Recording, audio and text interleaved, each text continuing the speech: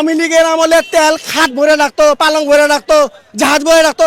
এখন তেল কোথায় যাচ্ছে? এখন তেল কেন সংকট? একটা ছোট্ট একটা তরমুজের দাম 300 টাকা। জিজ্ঞেস করলাম কেজি হিসাবে, তরমুজ কেন কেজি হিসাবে খাবো? আর এই মুহূর্তে আমরা শেখ হাসিনারে মিস করতেছি। শেখ হাসিনা সেই রেসিপি মিস করতেছি। আমরা রেসিপি পাই না। কাঁঠালের বার্গার সিন্ডিকেট আপনার মতো আমার মতো লোকজনই করতেছে নাকি? উনি উপরে ফেরেস্তা করতেছে, আমরাই করতেছি।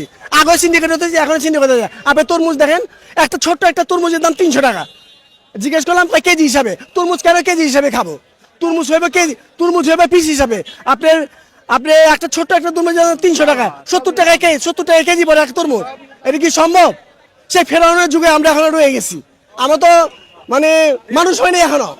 হ্যাঁ, লেবুটা বলতে মানে আমরা এখনো মানুষ না। আর লেবু দেখেন, লেবু আপনাকে 60 টাকা খালি, তার মানে 220 টাকা ডজন। এটা কি হয়? গত 3 দিন আগে আমি লেবু কিনছি, ডজন 60 টাকা করে। সেই লেবু আজকে 220 টাকা।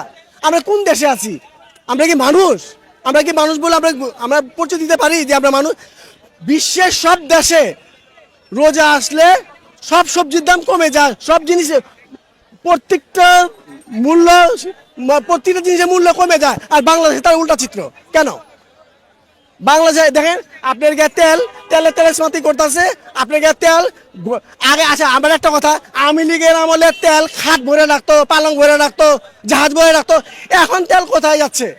এখন তেল কেন সংকট? আবার তোরা মানুষ হ, আমরা মানুষ হইনি এখনো। আপনারা বলতেছেন যে সরকারের ব্যর্থতা। না ভাই, সরকারের কোনো ব্যর্থতা নাই। এটা আওয়ামী লীগ সরকার না, বুঝছেন? এটা আপনাকে সরকার যথেষ্ট চেষ্টা করতেছে, পারতেছে না। আসলে আমরা জনগণ খারাপ, আমার জনগণ ভালো না।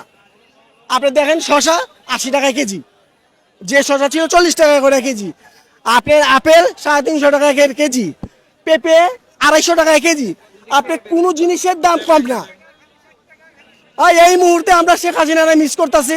শেখ হাসিনা সেই রেসিপি মিস করতেছি। আমরা রেসিপি পাই না।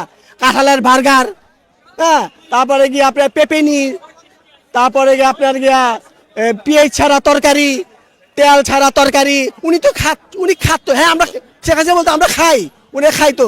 কেমনে খান আমাকে শিখাই দিয়া যান। এই বছর আমরা খুব কষ্টে আছি।